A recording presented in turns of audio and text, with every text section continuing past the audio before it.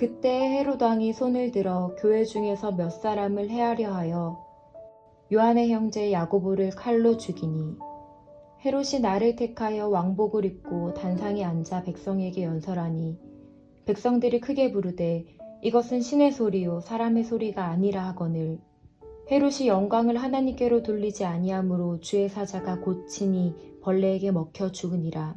웨스터민스터 신앙고백 1문 그 질문에는 사람의 제일 되는 목적은 하나님을 영화롭게 하는 것과 영원토록 그를 즐거워하는 것이다 라고 이야기합니다.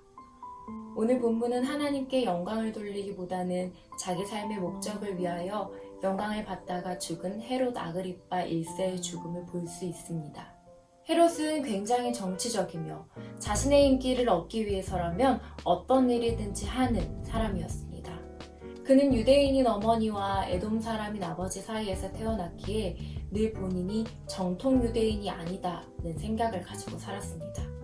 그렇기 때문에 유대인들의 환심을 사려고 애를 썼고 그는 친유대주의 정책을 펼쳤습니다.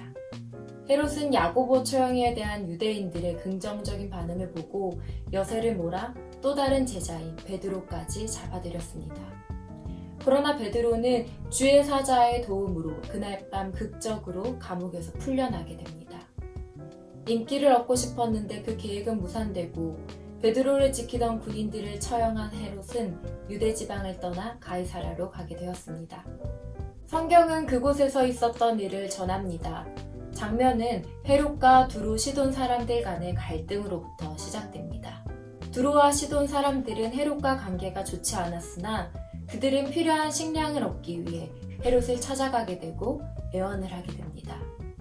헤롯과의 관계 개선을 위해 두로와 시돈 사람들은 아첨을 아끼지 않았죠. 마침 헤롯의 친구 글라디우스 황제가 영국과의 전쟁에서 대승을 하게 되었고 헤롯은 친구의 승전을 축하하기 위해서 파티를 열게 됩니다. 헤롯이 은색 옷을 입고 연설을 시작하였을 때 사람들은 이야기합니다.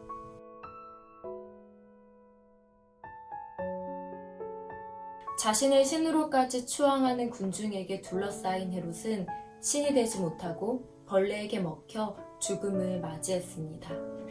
성경은 그가 하나님께 영광을 돌리지 않았기 때문에 충에 맞아 죽었다고 전하고 있습니다. 12장은 야고보와 베드로 그리고 헤롯의 인생의 상반된 결말을 대조합니다. 야고보는 비참하게 죽은 것 같으나 그의 첫 순교의 열매로 복음은 계속되어집니다. 헤롯과 야고보 모두 죽음을 맞이했으나 결코 같은 죽음은 아닐 것입니다. 창조주를 기억하지 않는 죽음은 허망하나 창조주를 기억하는 죽음은 결코 허망하지 않습니다. 또한 주의 사자가 베드로의 옆구리를 쳐서 깨워 그를 살게 하는 반면 헤롯은 쳐서 죽게 만듭니다. 동일한 행동, 동일한 단어이지만 결과는 사뭇 달랐습니다. 헤롯은 인정받고 화려한 삶을 위해 최선을 다했지만 그는 하나님을 잊고 자신의 삶에 도취되어 있던 자였습니다. 하나님께 영광을 돌려야 하는 위치에서 하나님의 영광을 가리는 삶을 살았습니다. 그에 반해 야고보와 베드로는 인생의 어려움 속에서도 최선을 다했으며 더 나아가 그들은 자신의 삶에 하나님을 기억하고 하나님을 영화롭게 하는 삶을 살았습니다. 사랑하는 청년 여러분, 우리의 삶의 모습은 다 각기 다르지만 일상의 분주함 속에 최선을 다하며 살아가고 있습니다.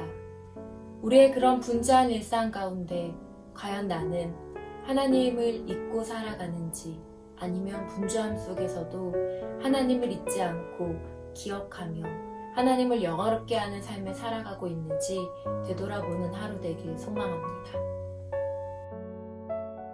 신실하신 하나님, 긴 인내와 기다림 가운데에도 신실하신 주님만을 바라보고 주님의 은혜와 긍휼을 기다립니다. 매 순간 하나님의 통치하심을 인정하며 인도하심을 따라가는 청년부 되게 하옵소서. 말씀을 힘입어 개개인이 머무는 곳마다 그리스도인으로서 선한 영향력을 흘려보내게 하옵소서. 예수 그리스도의 이름으로 기도합니다. 아멘. 오늘 함께 기도하실 기도 제목은 하나님의 통치하심을 날마다 인정하는 삶 되게 하소서. 하나님의 영광을 위해 살아가며 선한 영향력을 미치는 삶 되게 하소서.